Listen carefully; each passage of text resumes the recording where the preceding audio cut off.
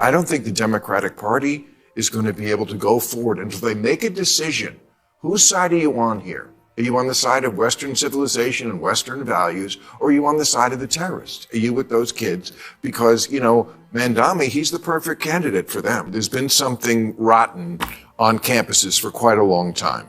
When you cannot speak the other side of the coin, when conservative thought, whatever you think of it, is just verboten, which is basically what happened and some of the ideas. I mean, why do you think they erupted, so many of them, in cheers for what happened on October 6th? Bill Maher didn't hold back on the latest episode of his talk show, unleashing a blistering warning to the Democratic Party.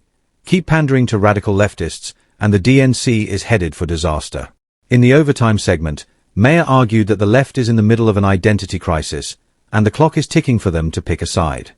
His takedown followed a heated on-air clash with several leftist guests, making for one of the night's most explosive moments. If you crave no-nonsense political commentary, hit that subscribe button and turn on notifications. Let's dive in. It says that woke is officially dead, capitals. You gotta cloud some of this shit. He just officially dead at Brown. After that, their settlement with the administration. What do you make of the president's war on the academy? I don't know. I think he means. I think the person means academia. Academia. Well, the this academy. person should go to an academy. War on the academy. Yes, on academia. I'm not totally against it. Yeah. Academia needed a hot poker up the. The segment opened with a shocker.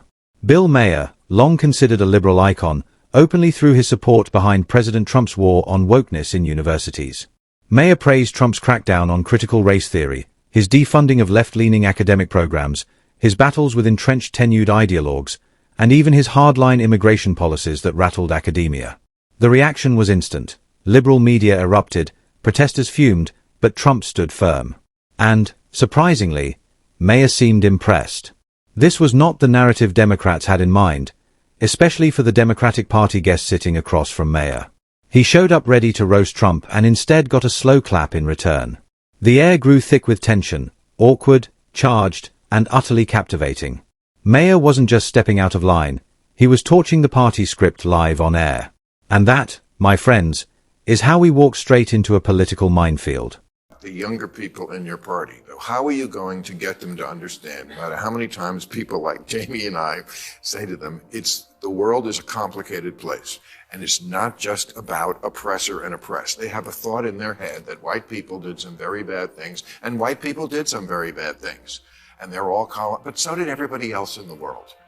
But they don't know that. They just see the world through this one prism. And until they do, I don't think you're going to get them off this issue. And I don't think the Democratic Party is going to be able to go forward until they make a decision. Whose side are you on here? Are you on the side of Western civilization and Western values, or are you on the side of the terrorists? Are you with those kids? Because, Mandami, he's the perfect candidate for them.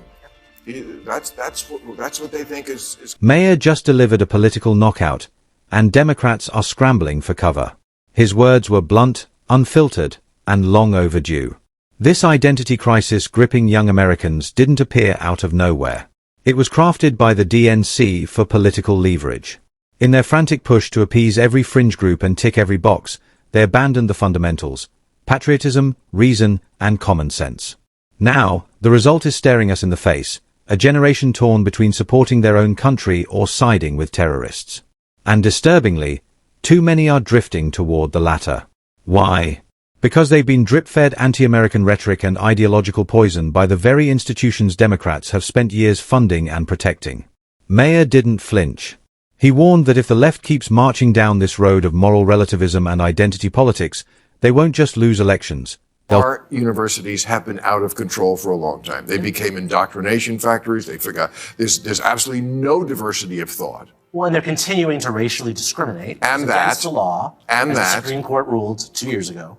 There's a lot of inefficiencies. The overhead in higher education, why it's so much more expensive than when I went. The overhead is very high. But I also want to be really clear that Donald Trump is not interested in making them more efficient or getting rid of overhead or dealing with affordability.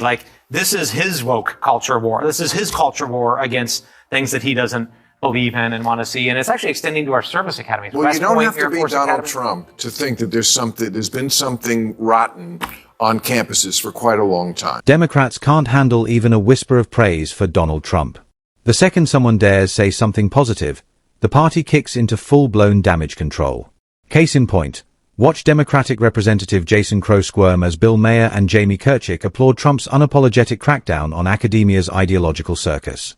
You could practically see the panic flicker behind his forced smile.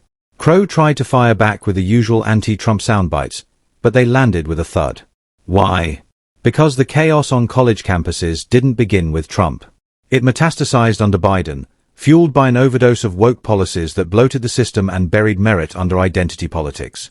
Trump isn't waging war on education, he's cleaning house. Real efficiency doesn't come from safe spaces and tenured radicals. It comes from stripping out the ideological deadweight. And whether you love him or hate him, that's exactly what Trump is doing.